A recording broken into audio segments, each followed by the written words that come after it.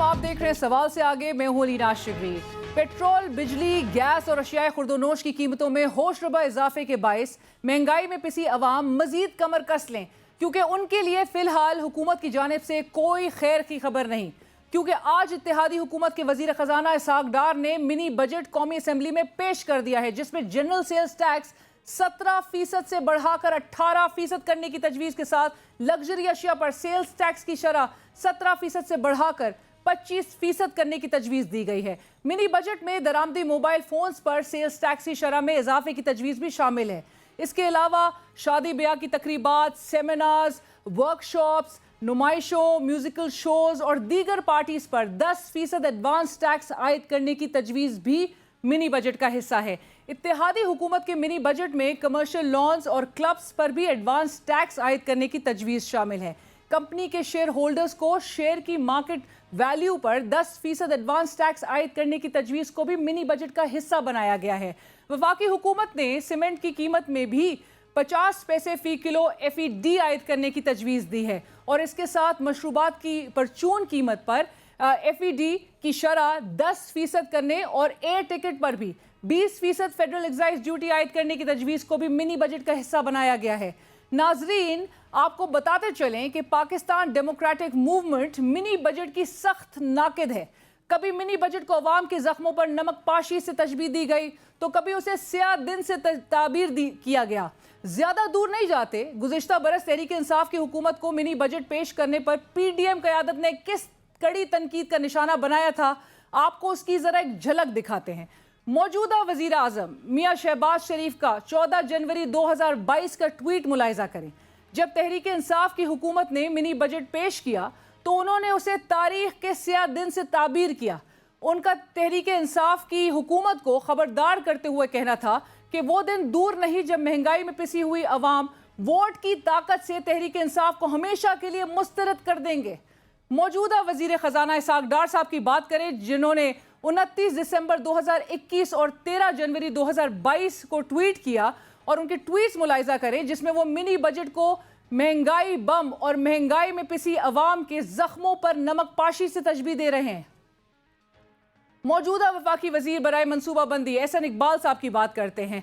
वो भी इस दौड़ में पीछे ना रहे। एहसन इकबाल का 23 नवंबर 2021 का ट्वीट जरा मुलाहिजा कीजिए, जिसमें वो मिनी बजट के बायस पेट्रोल, डीजल और बिजली की कीमतों में इजाफे को हदफ तनकीद बनाते हुए मिनी बजट को माशी खुदमुख्तारी की सौदाबाजी करार दे रहे हैं। सिर्फ यही नहीं, मिनी बजट को रोकने के लिए PDM इत्तेहाद ने तहरीक इंसाफ की हुकूमत को पार्लियामेंट में भी खासा टफ टाइम दिया। कौमी असम्बली के इजलासों के दौरान PDM क़यादत का क्या कहना होता था, आइए सुनते हैं। गुर्बत, महंगाई और बेरोजगारी से सताए हुए अवाम, उनके ऊपर इस मिनी बजट में मजीद 350 अरब रुपए का टैक्स लगाया जा रहा है। इससे बड़ा जुल्म और क्या हो सकता है? एक हाथ में आप कशकोल ले और दूसरे हाथ में आपका एटमी ताकत हो, ये कभी हो सकता है? या आप कशकोल रखेंगे या खुदा न खास्ता आप अपनी जो कुव्वत है उसको कॉम्प्रोमाइज कर लेंगे। आप टैक्सेस का तूफान नहीं तो टैक्सेस का सुनामी इस मिनी बजट में लेकर आ रहे हो। इमरान खान साहब की मेहरबानी, वो मजीद महंगाई का बंदोबस्त कर रहा है, मजीद गुर्बत का बंदोबस्त कर रहा है, मजीद बेरोजगारी का बंदोबस्त कर रहा है। ये पाकिस्तान की मईशत का तबाही साबित होगा। ये मनी बिल जो आ रहा है और स्टेट बैंक का जो बिल आ रहा है, ये हम अपनी फाइनेंशियल सॉवरेनिटी, अपनी जो खुद मुख्तारी है, सरेंडर कर रहे हैं, which is much worse than what happened on 16 दिसंबर 1970। हमारे यहाँ पे स्टेट बैंक के गवर्नर के रूप में वायसराय आ चुका हुआ है। हम इस वक्त एक फाइनेंशियल कॉलोनी बन चुके हुए हैं इंटरनेशनल मालियाती अदारों के। ज़राअत इनके इस बिल से मुतासर होगी। जो बीज है उसके ऊपर duty, cotton seed, tunnel farming, green houses, laptop, computer और IT के ऊपर जो ड्यूटी है, इन्होंने गाड़ी वाले को मोटरसाइकिल पे ला दिया, मोटरसाइकिल वाले को बाइसाइकिल पे ला खड़ा किया और अब बाइसाइकिल भी महंगा कर रहे हैं। शुबा मिनी बजट के बायस मुल्क में महंगाई का एक और तूफान आएगा और गरीब आवाम की मुश्किलात मजीद बढ़ेंगी। लेकिन आपको ये भी याद करवा दें कि तहरीक इंसाफ के दौरे हुकूमत में PDM क़यादत महंगाई में इजाफे के बायस हुकूमत पर कैसे तनकीद करती थी اور اس وقت کے وزیر اعظم عمران خان کو گھر بھیجنے کی باتیں کی جاتی تھی. افسوس کہ حکومت میں آتے ہی تمام پارٹیوں کا طرز عمل اور مہنگائی میں اضافے کو چیک کرنے کا معیار اور پیمانہ بدل جاتا ہے، جبکہ عوام وہیں کی وہیں کھڑی ہوتی ہے. 100 روپے تک چلا گیا، گھی آسمانوں سے باتیں کر رہا ہے. غریب کدھر جائے؟ خوددار نہیں، خود غرض ہو تم، اس قوم پر بھاری قرض ہو تم. بجلی مہنگی، آٹا مہنگا، پیٹرول مہنگا، چینی مہنگی، گیس مہنگا. گھبرانا نہیں، وقت آ گیا ہے کہ ہم اس نالائق کو گھر بھیجیں. ہماری نااہلی کے نتیجے میں پاکستان کی معیشت کو زمین پہ بٹھا دیا، اسے زمین بوس کر دیا. اس تمام صورتحال پہ بات کرنے کے لیے ہمیں جوائن کریں ٹیکس امور کے ماہر شبر زیدی صاحب. شبر صاحب بہت شکریہ پروگرام میں شریک ہونے کے لیے. شبر صاحب سب سے پہلے تو یہ بتائیے گا، آج جو یہ فائنانس بل پیش کیا گیا ہے، عوام اور یہ جو معاشی خراب صورتحال تو ہے، لیکن عوام پر مزید بوجھ کتنا ایک تو پڑتا ہوا دیکھ رہے ہیں، اور یہ فائنانس بل کو آپ کیسے دیکھتے ہیں؟ اس میں کیا انہوں نے کوئی جو ریلیف کا کہہ کہ پاکستان میں انہوں نے یہ حکومت بنائی ہے گزشتہ سال، تو یہ ریلیف کچھ ملے گا عوام کو؟ دیکھیں، یہ جو ابھی فائنانس بل آیا ہے، اس سے زیادہ میں سمجھتا ہوں خراب یا اس سے زیادہ بلا وجہ کی چیز کرنی تھی تو سیدھا سیدھا ایک لائن میں کر دیتے. انہوں نے سمپلی یہ کیا ہے کہ سیل ٹیکس کا ریٹ جو 17% تھا اس کو 18% کر دیا ہے.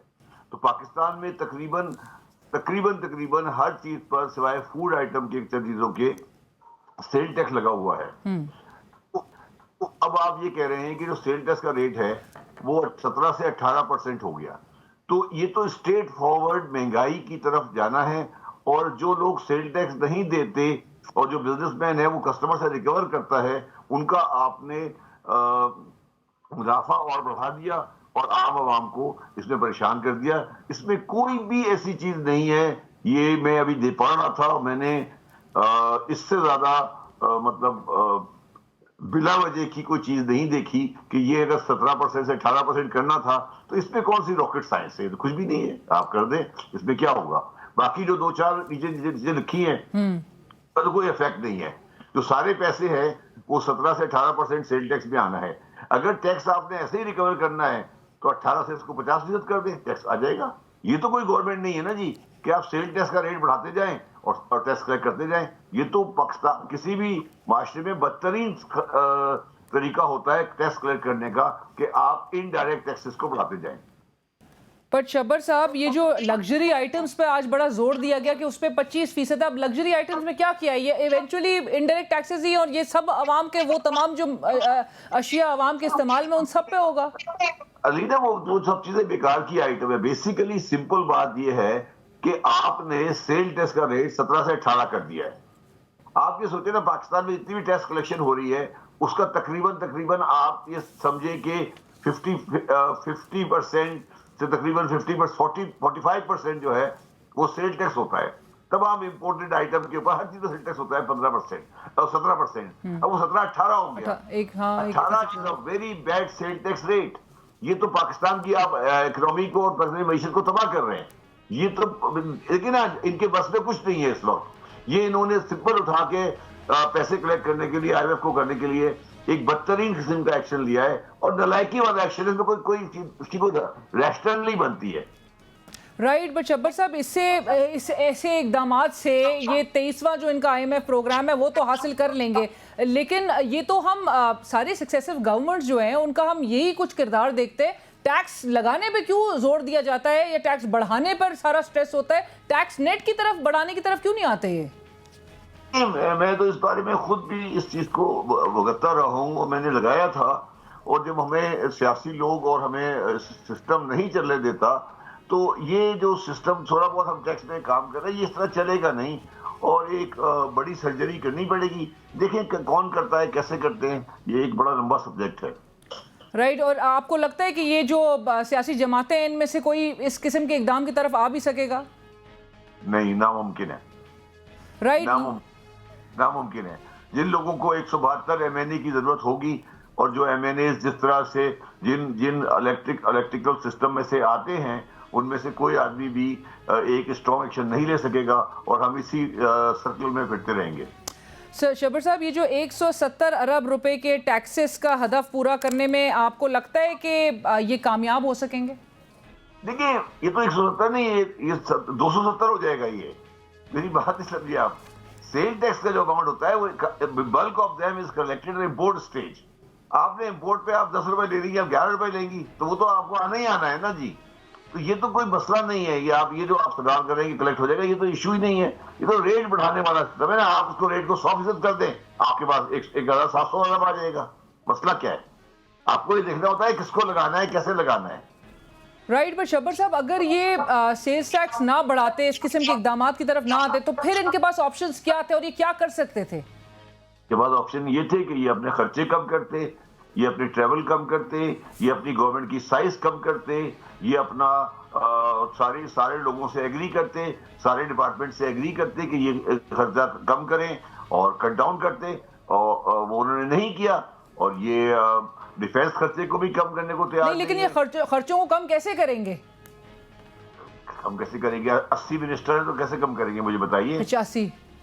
85 तो कैसे करेंगे, बताएं मुझे। समझ आ रही है? वो तो कहते हैं कि जी ज्यादातर जो है कोई पर्क्स अवेल नहीं कर रहे, वॉलंटरली काम कर रहे हैं।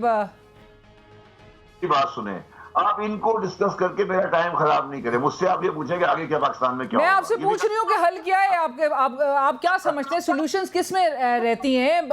ये अखराजात अपना कम नहीं कर रहे, टैक्सेस बढ़ा रहे हैं, तो सॉल्यूशंस की तरफ ये आते हुए भी आप कहते हैं कि इनका टेम्परामेंट भी नहीं है कि ये इस तरफ आए। सॉल्यूशंस हैं क्या फिर मसाइल का? देखिए, इनको डिस्कस करने का कोई फायदा नहीं है। ये रेलिवेंट लोग हैं, इनके बस का काम नहीं है। ठीक है, अब मसला ये है कि पाकिस्तान में अगर IMF का प्रोग्राम आ भी गया, उसके बाद भी पाकिस्तान डिफॉल्ट से नहीं बच सकेगा। अब सवाल ये है कि पाकिस्तान में डिफॉल्ट से बचने के लिए हम क्या कर रहे हैं। आज हमारे पास $2.5 बिलियन का रिजर्व है और हमारा इस $2.5 बिलियन के अगेंस्ट हमारे पास 5 बिलियन की ऐसी लाइबिलिटीज हैं जो टर्म डिपॉजिट है। तो इसका मतलब है अब हम अपने रिजर्व से ज्यादा ऑलरेडी खर्च कर चुके हैं। तो पाकिस्तान निहायत खराब हालात में है और IMF प्रोग्राम के ऊपर हम लोग स्ट्रेस कर रहे हैं कि IMF प्रोग्राम आएगा तो हम निकल आएंगे, IMF प्रोग्राम के बाद भी हम नहीं निकलेंगे। तो अब सवाल ये है कि पाकिस्तान को इस मईदार से कौन निकालेगा। मैं ये समझता हूँ कि पॉलिटिकल लोग अपनी पोजीशन खराब कर रहे हैं बाय नॉट जो असली मईशत है उसको नहीं समझकर और अपने सियासी मसलहतों को सामने रखकर। अवाम इतनी बेवकूफ नहीं है। अगर पाकिस्तान डूब रहा है, इस तरह पाकिस्तान डूब रहा है, तो लोगों को इसका अंदाजा है। और ये लोग आहिस्ता आहिस्ता कहना नहीं चाहिए, मगर सियासी लोग आहिस्ता आहिस्ता इररिलेवेंट होते जा रहे हैं। लोग ये देख रहे हैं कि ये अवाम के सही जो मसाइल है उसकी अक्कासी नहीं करते और इसमें तमाम लोग शामिल हैं। और ये निहायत बदकिस्मती की बात है और ये नहीं होना चाहिए। अगर ये आगे बढ़ा तो पाकिस्तान उस किसी ऐसे सिस्टम की तरफ चला जाएगा जो हम भी नहीं चाहते और होना भी नहीं चाहिए, जो गैर जमहूरी भी हो सकता है। और जिसकी मुखालफत ही हमेशा करते आए हैं, ये पार्लियामेंट में खुले आम जो है उस पर तकारीर करते आए हैं, जिसकी मुखालफत करते आए हैं। शब्बर साहब, लेकिन आपने अभी बीच में एक बात कही कि डिफॉल्ट का खतरा फिर भी नहीं खत्म होगा अगर इकदामात ये इस किस्म के भी उठा रहे हैं, उसके बावजूद भी नहीं। डिफॉल्ट का खर्चा बिल्कुल खत्म नहीं है। मैं आज बिल्कुल कैटेगोरिकली आपको कह रहा हूँ, डिफॉल्ट का कोई ताल्लुक रुपी अकाउंट से नहीं है। डिफॉल्ट का ताल्लुक आपका फॉरेन करेंसी अकाउंट से है। उसमें हमारा शॉर्टफॉल मौजूद है, वो खत्म नहीं हुआ है और हमने कोई ऐसा कदम नहीं उठाया है जिससे डिफॉल्ट बच सके।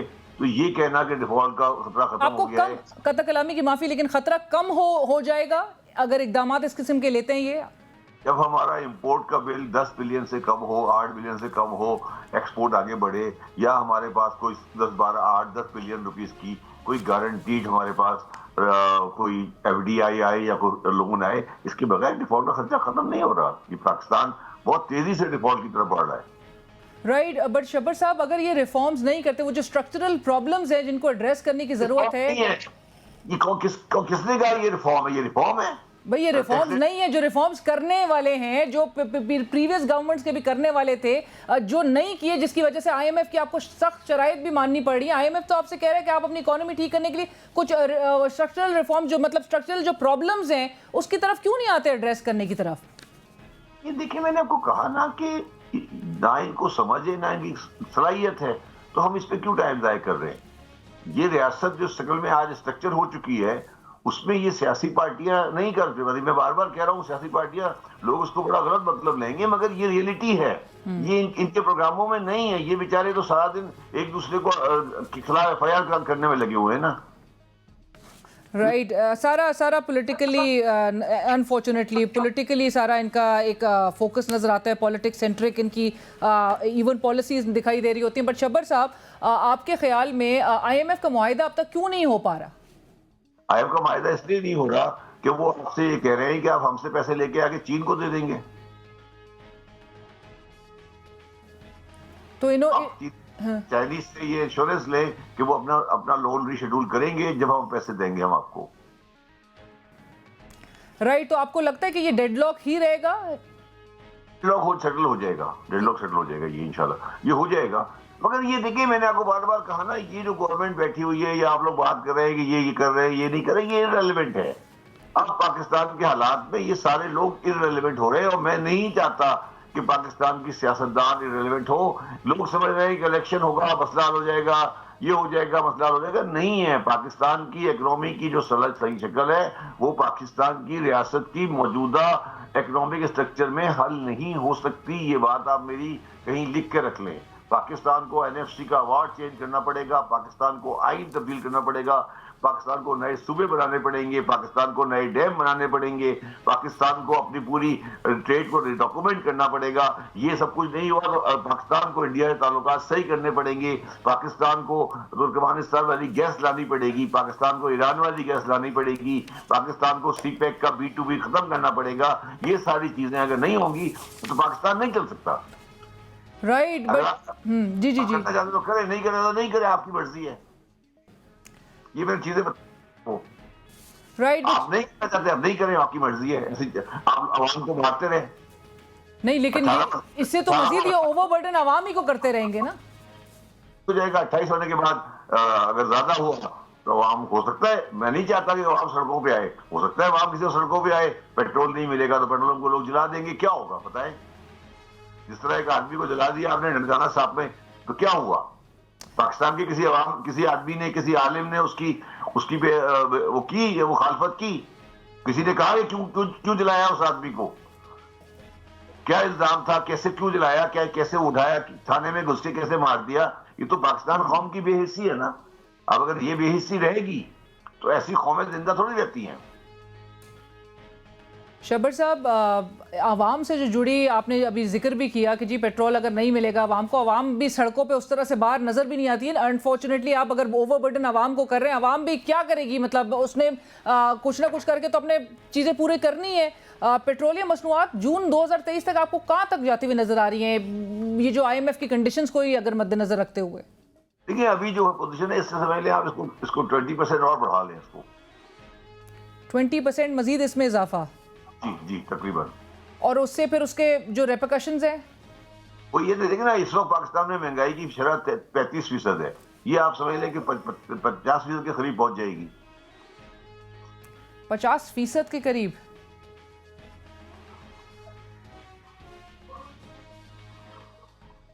شبر صاحب، یہ تو یہ جو مہنگائی کی شرح ہے جس کا سارا جو ملبہ ہے موجودہ حکومت جو ہے وہ پریویس گورنمنٹس پہ لگا رہی ہے، یہ تو مہنگائی کی شرح بھی میرے خیال سے بہت ایسی نہج پہ آ جائے گی کہ تو عوام کی بس سے چیزیں ویسی چیخیں نکل رہی ہیں عوام کی. کرے نا آ کے، عوام کیوں فیصلہ نہیں کر رہی؟ کرے فیصلہ. عوام فیصلہ اگر ہو سکتا ہے عوام فیصلہ یہ چاہتی ہو کہ الیکشن ہو سکتا ہے چاہتی ہو، میں نہیں کمنٹ کر سکتا. عوام اگر چاہتی ہے الیکشن ہونا چاہیے تو عوام سڑکوں پہ آ کے الیکشن کروائے. اگر عوام سمجھتی ہے کہ انقلاب آنا ہے تو انقلاب کے لیے آئے. یہ یہاں پہ ٹی وی پروگرام سے تو نہیں ہوگا نا. رائٹ. بٹ شبر صاحب، آپ کے خیال میں آخری سوال، انتخابات جو ہے آپ کو لگتا ہے فریش مینڈیٹ کے ساتھ ایک حکومت آئے گی تو پھر پالیسیز بہتر اور عوام کو مطلب اس کے ثمرات بھی ملیں گے؟ دیکھیں وہ والی بات ہے نا کہ یہ مجبوری والی بات ہے. عوام کوئی ہمارے پاس چوائس نہیں ہے. الیکشن ہی ایک حل ہے. الیکشن میں جائیں گے, گورنمنٹ آئے گی, مگر جو گورنمنٹ جو سیاسی پارٹیوں کا اسٹرکچر ہے, جو ان کی اکنامک پوزیشن ہے, جو ان کی اسٹرینتھ ہے, اس کو دیکھتے ہوئے مجھے نہیں لگتا کہ وہ کچھ کر پائیں گے. اور 5-6 مہینے بعد پھر ایک ہمارے ملک میں ایک کیوس آئے گا اور ہم پھر ایک کچھ اور دیکھ رہے ہوں گے. تو اس کے مسئلے کا لانگ ٹرم حل چاہیے, اور لانگ ٹرم حل مجھے اس سسٹم میں نظر نہیں آ رہا. رائٹ, تھینک یو سو مچ. بہت شکریہ شبر زیدی صاحب ہم سے بات کرنے کے لیے. جناب شبر زیدی صاحب ٹیکس ہمارے ساتھ اس وقت پروگرام میں شریک تھے, جن کا کہنا تھا کہ 18% یعنی کہ 18% tax rate, general sales tax جو ہے, that's a very bad tax rate وہ سمجھتے ہیں, اور یہ بڑا بدترین طریقہ ہے. عوام کو جس طرح سے اوور برڈن کیا جا رہا ہے, نیچرلی تمام عوام کی جو ضروری اشیاء, جو عوام کو جو چیزیں درکار ہوتی ہیں, اس کے ریٹ میں اضافہ کر دینا again is not the solution. یہ حل نہیں ہے مسائل کا. اور اس سے کیا اگر حکومت سمجھ رہی ہے کہ ملکی مسائل جو ہے اور جو معاشی مسائل کا ملک کو سامنا ہے, کیا وہ حل ہو سکتے ہیں؟ بریک کے بعد ہم اسی پہ مزید بات کریں گے. ہمارے ساتھ رہیے.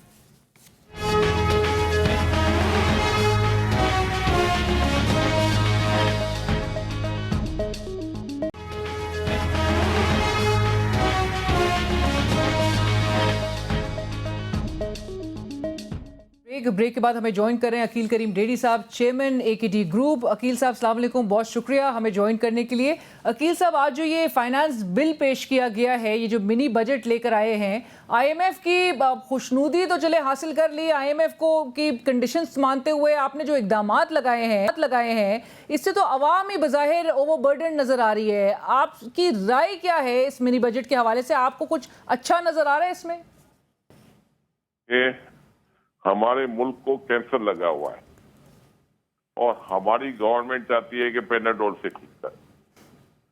بھائی صاحب, یہاں آپ کو بہت بڑے ڈیسیزن لینے ہیں. ملک بہت زیادہ کرائسس پہ جا چکا ہے, اس کو باہر نکالنا پڑے گا.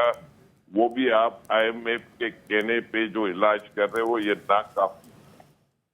آپ کو بہت بڑے ڈیسیزن لینے ہیں. میں یہ کہتا ہوں کہ جن کی پروفیبلٹی 100% سے زیادہ ہے ان کے اوپر ڈبل ٹیکس کر دو. 200% پہ ہے اس پہ 60% کر دو. آپ یہ نہیں کرو گے, ہم کرائسس سے باہر نہیں آئیں گے. ہمارے ملک میں جو انٹرسٹ ریٹ ہے, ہماری ڈیٹ سروسنگ ہمارے ریونیو ٹارگیٹ سے زیادہ ہے, تو آپ ملک کیسے چلائیں گے؟ میں سمجھتا ہوں انہوں نے تو ٹی وی پہ آ کے کہہ دیا, لیکن اس وقت اس کو میں کیا کریٹیسائز کروں جب مجھے یہ پتا ہے کہ ملک کے حالات اچھے نہیں. اگر ملک کے حالات ٹھیک ہوتے ہیں, میں ڈیفینیٹ کہتا ہے کہ ٹیکس کی ضرورت نہیں ہے. دیکھیں, ہم سب لوگ اپنے بزنس میں اچھے خاصے پیسے کما رہے ہیں, لیکن پہلے زیادہ کماتے تھے, اب کم کما رہے ہیں. لیکن اس کے باوجود بھی ہماری جو لائف ہے, یہ لائف اسٹائل یورپ امریکہ میں کسی کی نہیں ہوگی. تو اس سے آپ یہ اندازہ کریں کہ یہ ملک جو لگژریز جو ہے ہم لوگ یوز کرتے ہیں, یہ تو کہیں بھی نہیں ہوتی. یہاں آپ نے دعوتیں دیکھی ہے, لوگ کس طرح خرچ کرتے ہیں شادی بیاہ پہ, دوستوں کی دعوت کرتے ہیں. تو کیا اپنے ملک کو جو اس وقت کرائسس پہ گرا ہوا ہے, جو اس وقت کینسر لگا ہوا ہے, اس کا علاج نہیں کریں گے؟ ہمارا کوئی بیمار ہوتا ہے, ہم لاکھوں روپے اس پہ خرچ کرتے ہیں. تو میری تو یہ بات پرائم منسٹر سے ریکویسٹ ہے کہ آپ کا ڈیسیزن لے, ساری سبسڈی ختم کریں, کسی کو کوئی سبسڈی نہ دیں. بنگلہ دیش جیسے ملک نے, جس کے پاس $36 بلین کا ریزرو ہے, وہ پاکستان سے 2.5 گنا زیادہ مہنگی ہے گیس. تو کیا ہم یہ نہیں کر سکتے؟ ہم کم از کم جب تک کرائسس میں تو یہ ڈیسیزن لیں, جب نکل جائے تو جو سبسڈی دینی ہے دے. آپ اپنے جو جس کو رشتے داروں کو جو دینا ہے دے, کوئی افسوس نہیں ہوگا. رائٹ, بٹ عقیل صاحب, ایک جو تنقید موجودہ حکومت پہ بھی کی جاتی ہے, بالخصوص نون لیگ پہ, کہ جی کاروباری طبقہ ہے جو کہ ان کا ایک ووٹ بینک بھی ہے, ان کو وہ متاثر نہیں کر رہے ہیں. اس منی بجٹ سے آپ کے خیال میں کاروباری طبقہ متاثر ہو رہا ہے؟ بھی متاثر ہو رہا ہے. تو ہم اپنے ملک جو متاثر ہو رہا ہے اس کو دیکھیں گے کہ ہم کاروبار کو دیکھیں گے؟ ملک اس وقت ڈوبا ہوا ہے, پہلے ملک کو باہر نکالو نا, اس کے بعد کاروبار والوں کی بات سنو. अभी तो पहले अपने मुल्क को क्राइसिस से निकालो। सर, मुल्क को क्राइसिस से बाहर निकालने के लिए 17 से 18% जनरल सेल्स टैक्स कर दिया जाता है। ये तो आम आदमी इससे पिस रहा है। ये आपको मुल्की मसाइल का हल नजर आने के लिए इस किस्म के सॉल्यूशंस आपको लगता है कि ये गुंजाइश है? बीबी, मैंने कहा ना, ये वो छोटे डिसीजन है, ये बड़े डिसीजन ले, बड़े डिसीजन ले। जिसकी कैपिटल है 10 करोड़ की, उसका प्रॉफिट 20 करोड़ है साल का, उस पर डबल टैक्स करे। 30 करोड़ है, उस पर 2.5 गुना टैक्स करे। सर, लेकिन कबाहत क्या आती है फिर? क्यों नहीं कर पाते ये करना पड़ेगा। आप ये मैं बता दूं कि आज जो टैक्स लगाए ना, मैंने पहले मिसाल दी थी, कैंसर का इलाज करने ये जा रहे पेनाडोल, बस मैं ये आपको समझा दूं, इसके बाद आपकी समझ में बात आ जाएगी। ये बिजनेसमैनों से ना घबराएं, मुल्क को बचाएं। मुल्क बचेगा तो हम सब ठीक है, मुल्क नहीं बचेगा हम सब बुरे होंगे। राइट, बहुत शुक्रिया अकील डेडी साहब, थैंक यू सो मच हमें ज्वाइन करने के लिए। अकील करीम डेडी साहब, चेयरमैन AKD ग्रुप, इस वक्त हमसे बात। बड़े फैसले करने की ज़रूरत है। हम ज़रा हुकूमत का भी मौक़िफ़ लेते हैं कि बड़े फैसले क्यों नहीं किए जा रहे, और आखिरकार जो फैसले किए जा रहे हैं उससे अवाम ही पर खमियाजा क्यों अवाम को भुगतना पड़ रहा है। इस पर बात करने के लिए रहनुमा पाकिस्तान मुस्लिम लीग नवाज़ बिलाल अज़हर कियानी साहब भी हमें ज्वाइन कर चुके हैं। बिलाल साहब, बहुत शुक्रिया प्रोग्राम में हमें ज्वाइन करने के लिए। सबसे पहले तो ये बताइएगा कि ये मिनी बजट जो लेकर आए हैं और ये जो फाइनेंस बिल पेश किया गया है, ज़्यादा तनकीद इस बात पे की जा रही है, और चूंकि ये अवाम से बराह रास्त इसका ताल्लुक है, अनफॉर्चुनेटली इनडायरेक्टली हम सिर्फ ये देखते हैं कि इनडायरेक्ट टैक्सेस की शरह में इजाफा हो रहा होता है। टैक्स नेट को बढ़ाने की तरफ क्यों नहीं सोचा जाता? हमेशा टैक्स जो रेट है उसको बढ़ाकर एक ऑलरेडी जो टैक्स तबका है उसको मजीद टैक्स क्यों कर रहे हैं? जी, बिस्मिल्लाहिर्रहमानिर्रहीम। अलीना साहिबा, देखिए, आप जो बात कर रही हैं में कोई शक नहीं है कि बहुत सारे ऐसे मेजर्स लेने पड़े हैं पिछले 8-10 महीनों और अभी भी लेने पड़ रहे हैं, जो यकीनन हुकूमत खुद अगर उसके पास फिस्कल स्पेस होती तो वो नहीं चाहती। मगर जैसे कि आप जानती हैं, एक बहुत ही मुश्किल वक्त में गवर्नमेंट ने हुकूमत की, जब ये मईशत एक डिफॉल्ट के नैच पे थी, और उसके बाद एक IMF प्रोग्राम डिराइव किया गया, अब उसको चलाए जाने की कोशिश कर रहे हैं। तो उसके बीच में कॉन्स्टेंटली ये बैलेंस की हुकूमत बैलेंसिंग एक्ट कर रही है, जिसके अंदर आपने कोशिश करना है कि आवाम के ऊपर कम से कम बोझ भी डले, मगर साथ साथ IMF का प्रोग्राम भी चले, हमारे एक्सटर्नल अकाउंट की जो कमजोरियां हैं, जो हमारे फॉरेन एक्सचेंज रिजर्व की वीक पोजीशन है, उसको भी किसी तरह मुस्तहकम करें, और साथ साथ जो हमारे फ्लड इफेक्टिव थे और जो बीच में हमारी और इस तरह के चैलेंजेस आए उसको भी साथ साथ एड्रेस करें। तो it has been very difficult यकीनन। और आप जानती हैं कि अभी IMF का मिशन आया, 10 दिन एक नेगोशिएशन हुई, उसमें इन प्रिंसिपल चीजें तय पा गई। तो ये दिस इज अनफॉर्चुनेटली एक उसमें कुछ ऐसे फैसले लेने पड़ने हैं जो आम हालात में नहीं लेना चाहेंगे, मगर this is in the current situation, जहाँ पे आप इंश्योर करना चाहते हैं कि आपकी एक्सटर्नल अकाउंट की पोजीशन बढ़े, जहाँ पे आप वो डिफॉल्ट अवॉइड करते रहें जो इमरान खान साहब की हुकूमत हमें इस नैच पे छोड़ गई थी। तकरीबन 6-8 माह पहले वो डिफॉल्ट हो चुका होता। सर, ये लेकिन इकदाम करने के बाद डिफॉल्ट का खतरा तो एक्सपर्ट्स कहते हैं खत्म नहीं होता। नहीं, देखिए, मगर आप अभी आप वो कंडीशनलिटीज देखें जिससे आपका IMF का प्रोग्राम, जो आपकी स्टाफ लेवल एग्रीमेंट है, वो हो जाए, आपका IMF का बोर्ड का अप्रूवल हो जाए, उससे आपको ट्रांच मिल जाए IMF का, जिसके नतीजे में आपकी बाकी जो विंडोज हैं, जिससे आप अपने फॉरेन एक्सचेंज रिजर्व्स मुस्तहकम करना चाहते हैं, अपना इंपोर्ट कवर बढ़ाना चाहते हैं, और ताकि आप अपनी जो एक्सटर्नल ऑब्लिगेशंस हैं वो अदा कर सकें।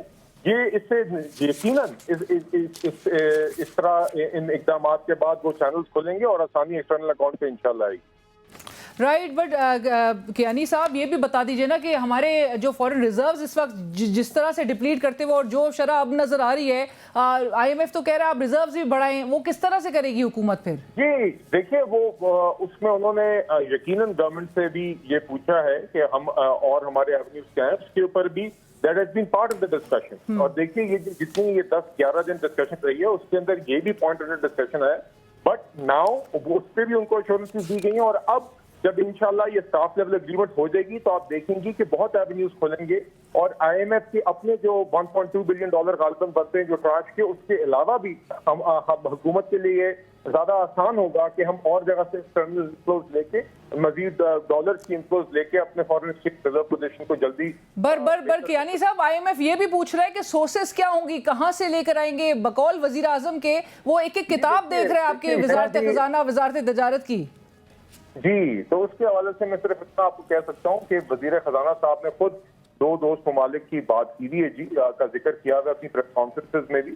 تو we are not at liberty at the moment کہ زیادہ ڈیٹیل شیئر کر سکیں، مگر وہ ایونیوز بھی چل رہی ہیں discussions and they are in the final stages. تو آپ دیکھیں گے انشاءاللہ وہ بھی مٹیریلائز کریں گے، اور انشاءاللہ at the same time I M F کا بھی مٹیریلائز کرے گا. مگر ساتھ ہی ساتھ جب آپ کے آئی ایم ایف کا ٹرانچ ریلیز ہوگا تو ہمیں پھر جو ملٹی لیٹرل ڈیولپمنٹ پارٹنرز ہیں، جس میں world bank, Asian development bank, AIIB اور پھر دیگر جو ہمارے پاس کمرشل ونڈوز ہوتی ہیں، وہ سب ادھر آسانی آ جاتی ہے جی، اور it becomes more feasible to borrow اور ٹو گیٹ دوز انفلوز انشاءاللہ. رائٹ، بٹ کیانی صاحب ایک سوال، جو 17 سے 18% جنرل سیلز ٹیکس کیا گیا ہے، جو ماہر ٹیکس امور شبر زیدی صاحب کہتے ہیں it's a very bad tax rate general sales tax.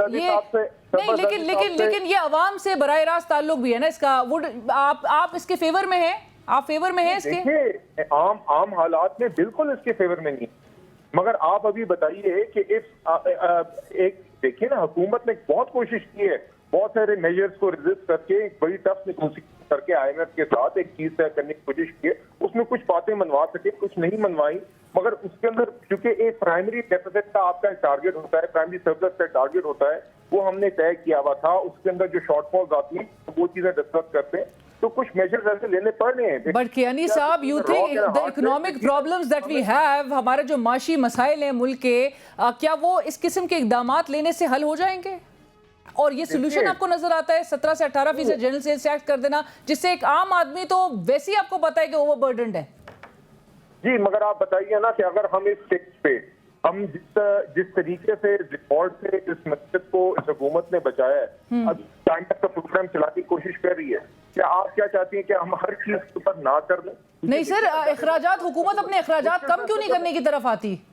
نہیں، وہ بھی کوشش کرتی ہے، مگر it is not some thing جو اگلے 3 مہینے میں ہر دفعہ ممکن ہوتا ہے جی. کچھ چیزیں میڈیم ٹرم میں، آپ بالکل صحیح کہہ رہی ہیں کہ ٹیکس نیٹ وائڈ کرنا چاہیے. اس حکومت نے کوشش بھی کی ہے، اور 1-2 چیزیں انفارچونیٹلی پہلے نہیں امپلیمنٹ ہو سکی، وہ بھی آپ نے دیکھا، اور یہ پہلے ہماری تاریخ میں بھی ایشوز رہے ہیں. سر کوشش اگر کر رہی ہے تو کر کیوں نہیں پا رہے؟ مطلب یہ تو ہر حکومت سے ہم سنتے ہیں کہ جی ٹیکس نیٹ بڑھانے کی، ٹیکس بیس براڈن کریں گے، ہر حکومت سے سنتے ہیں. علینا صاحبہ، this is a great discussion to have when Imran Khan صاحب جب انہوں نے 4 سال کے بعد اس اکانومی کو ڈیفالٹ کے نیش میں نہ رکھا ہو تو یور پوزیشن از ڈفرنٹ. ابھی ایٹ دا مومنٹ ہماری یہ سچویشن ہے کہ ہمیں یہ ٹائم ایکٹ پروگرام کو تھرو کرنے کی ضرورت ہے، اور اس کے اندر پھر یس بہت سارے آئی وش ہماری یہ سچویشن ہوتی کہ ہم یہ فسکل میجرز کے اوپر ہمیں ان کے ساتھ یہ مذاکرات نہ کرنے پڑتے ہیں، ہم خود یہ فیصلے اکیلے کر سکتے ہیں. بٹ ایٹ دا مومنٹ ہمیں ان کو ان چیزوں پہ بہت چیزوں پہ آن بورڈ لینا پڑ رہا ہے، because we need these external inflows. ہمارے ایکسٹرنل اکاؤنٹ کی پوزیشن ایسی نہیں ہے کہ ہم اس کے اندر ہم ان کو یہ آئی ایم ایف کا اسٹاف لیول اگریمنٹ کو اس طریقے سے ٹریٹ کریں کہ ہم سارے وہ میجرز ریجیکٹ کر دیں جو شاید حکومت خود نہیں بھی لینا چاہ رہی. دس از اے ٹف سچویشن، اور انشاءاللہ آئندہ ہم جب آپ کی ایکسٹرنل اکاؤنٹ کی پوزیشن بہتر ہوگی تو آپ کے پاس زیادہ اسپیس ہوگی، اور یقیناً حکومت نہیں چاہتی کہ ان نیسسرلی انڈائریکٹ ٹیکسز کو عوام پہ لگایا جائے. ہمیں اس کے ریپرکشنز کا ہی پتہ ہے، but at the moment in the current situation یہ مجبوری کے تحت ایک ایسے میجر لینے پڑ رہے ہیں. رائٹ، وہ کہتے ہیں نا کہ صاحب کہ اس وقت تو موجودہ حکومت is stuck between the devil and the deep blue sea, but I M F کی کنڈیشنز کے مطابق پیٹرول کی قیمتیں پھر جون 2023 تک کہاں آپ کو نظر آ رہی ہیں؟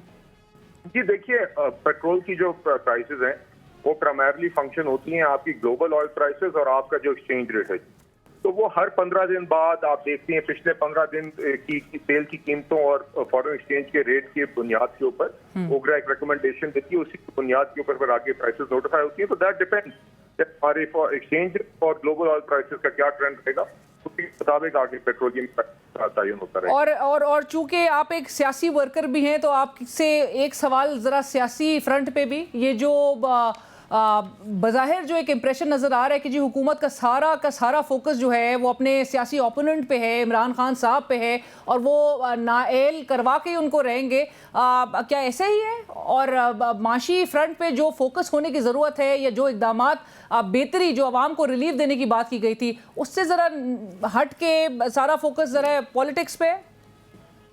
बिल्कुल हरगिज ऐसा नहीं है जी। देखिए, इमरान खान साहब के तो खुद करतूत और उनके काम ऐसे हैं, विक्टिमाइजेशन तो उन्होंने माशाल्लाह ढेर की है।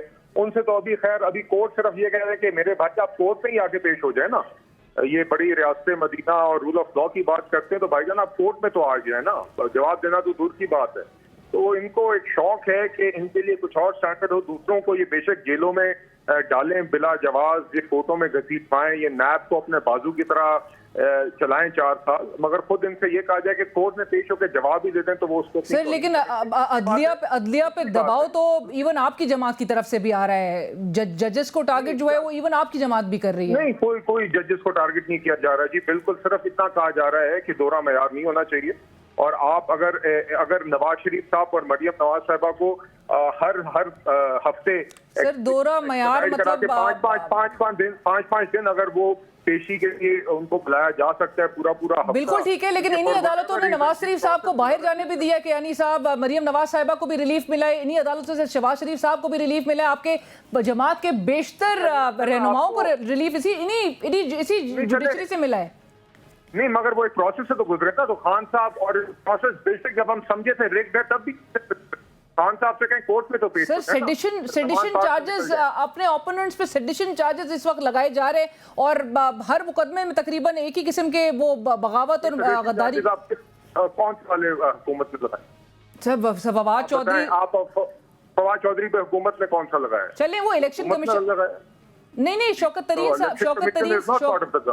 तरीन साहब को FIA का केस है सर, पर्चा कटा है। देखिए उसके ऊपर शौकत तरीन साहब ने डिलिबरेटली IMF की नेगोशिएशन, ठीक है सर। इसके अलावा आजम स्वाति साहब का भी एग्जाम्पल आपके सामने है, वो भी FIA नहीं उठाया था, शहबाज गिल साहब। जी तो बस वो देखता जी, फिर वो कोर्ट्स की अमद से गुजर गए, वो कोर्ट्स में गए, कोर्ट प्रोसेस से गुजरे हैं। बहुत बहुत शुक्रिया बिलाल कियानी साहब हमसे बात करने के लिए। रहनुमा पाकिस्तान मुस्लिम लीग नवाज बिलाल कियानी साहब इस वक्त हमसे बात कर रहे थे, और जो उम्मीद की जा रही है कि जो फैसले इस मौजूदा हुकूमत ने लेने हैं और जो रिलीफ आवाम जिसके मुंतज़िर हैं वो भी वो फैसले लेते हुए नजर आए। बहरहाल एक ब्रेक की तरफ बढ़ेंगे, ब्रेक के बाद बात करेंगे। आज इंसदाद दहशतगर्दी की अदालत की जानिब से साबिक वज़ीर आज़म इमरान खान साहब की अबूरी ज़मानत की मनसूखी हुई है, और उस हवाले से हम बात करेंगे एक ब्रेक के बाद।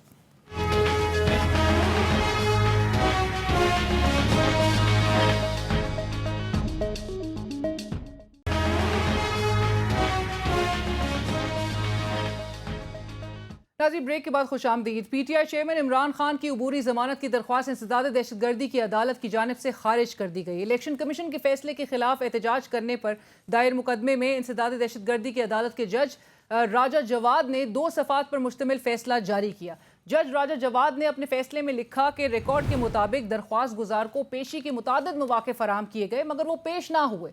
मुल्जिम इमरान खान की जानिब से जमानत कबल अज़ गिरफ्तारी की दरख्वास्त 24 अक्टूबर को दायर की गई, लेकिन मुल्जिम 31 अक्टूबर को अदालत के रूबरू पेश नहीं हुए। इसके अलावा मुल्जिम जख्मी होने के बायस 10 नवंबर, 21 नवंबर, 28 नवंबर, 9 दिसंबर, 19 दिसंबर, 10 जनवरी, 31 जनवरी, 10 फरवरी और आज 2 बार तलब किए जाने के बावजूद अदालत के सामने पेश नहीं हुए। जमानत कबल अज़ गिरफ्तारी की दरख्वास्त को गैर मुय्यना मुद्दत के लिए नहीं खींचा जा सकता, लिहाजा हाजिरी से इस्तिस्ना में मजीद कोई रियायत नहीं दी जा सकती। मुल्जिम इमरान खान की तिब्बी बुनियादों पर आज की हाजिरी से इस्तिस्ना की दरख्वास्त भी मुस्तरद की जाती है, और इस हवाले से इमरान खान साहब ने लाहौर हाई कोर्ट से रुजू भी कर लिया है, और इस पर जो है वो कल समात होगी। और इस पर बात करने के लिए हमें इस वक्त ज्वाइन कर रहे हैं फैसल हुसैन साहब, जो कि माहिर कानून हैं, रहनुमा पाकिस्तान तहरीक इंसाफ। फैसल साहब बहुत शुक्रिया हमें ज्वाइन करने के लिए। फैसल साहब सबसे पहले तो ये बताइएगा कि इमरान खान साहब आपके ख्याल में कल अदालत में पेश होंगे? अदालत में तो जी पेश होना पड़ेगा, क्योंकि अदालत की डायरेक्शन है। इमरान खान साहब की पेशी में काफ़ी प्रैक्टिकल प्रॉब्लम ज़रूर हैं, उनकी जान को शदीद ख़तरात लाहक हैं, उन पे हमला हो भी चुका है, मज़ीद हमलों के चांसेस भी हैं।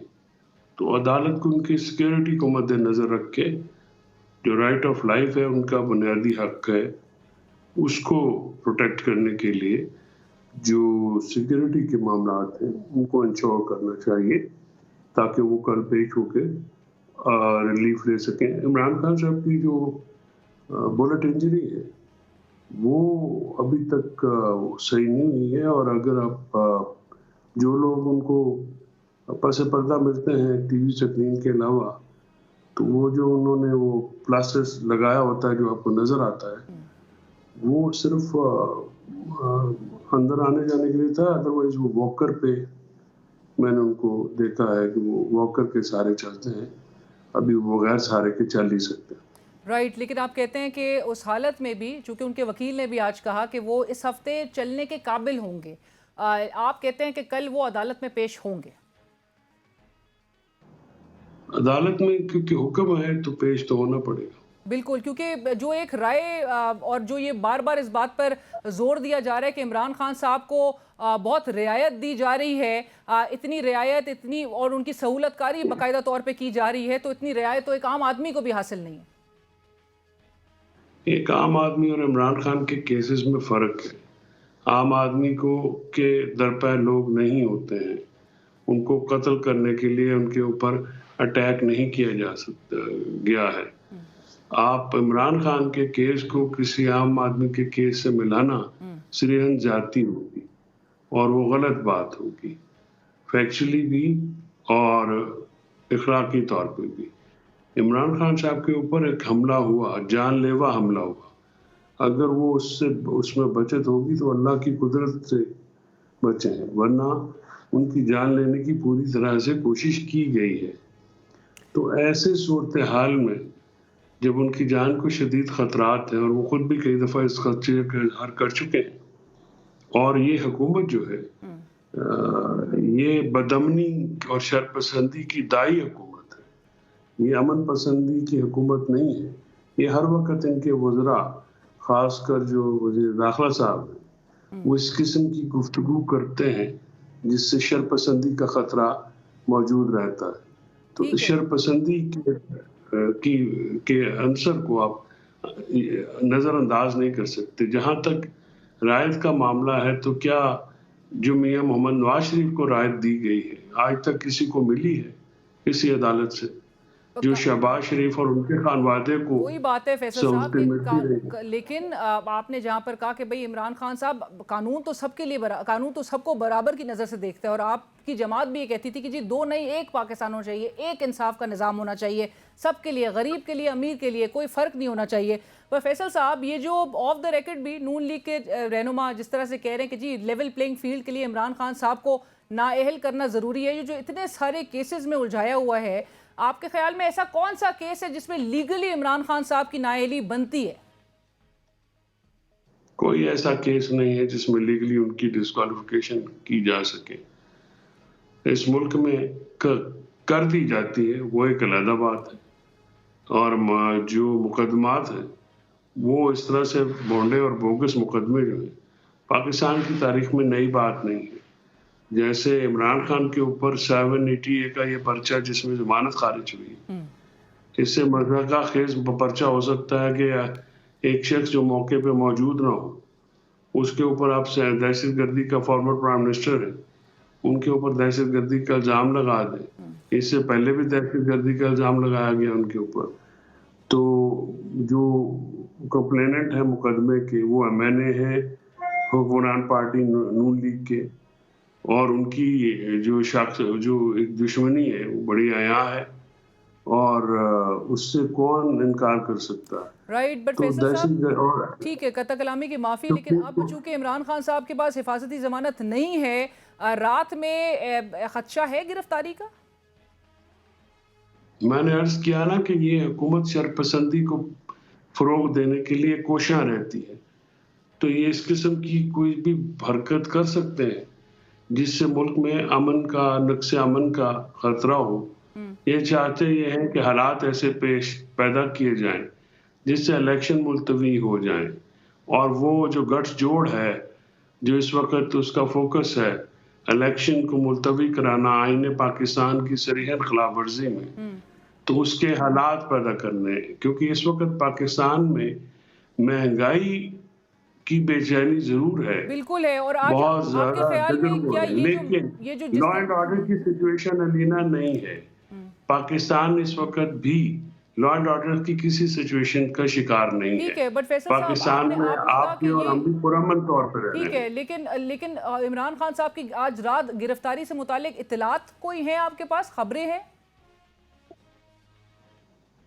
بھی میرے پاس نہ اس قسم کی خبریں تو پھر ہیں، نہ میں تبصرہ کرنا چاہوں رائٹ، گا۔ اچھا، مجھے صرف ایک بات اور مزید آپ سے پوچھنی ہے کہ آپ کی جماعت کو یہ اب احساس ہوتا ہے کہ جب آپ کے پاس طاقت تھی تو جوڈیشل اور پولیس ریفارمز کر دینے چاہیے تھے؟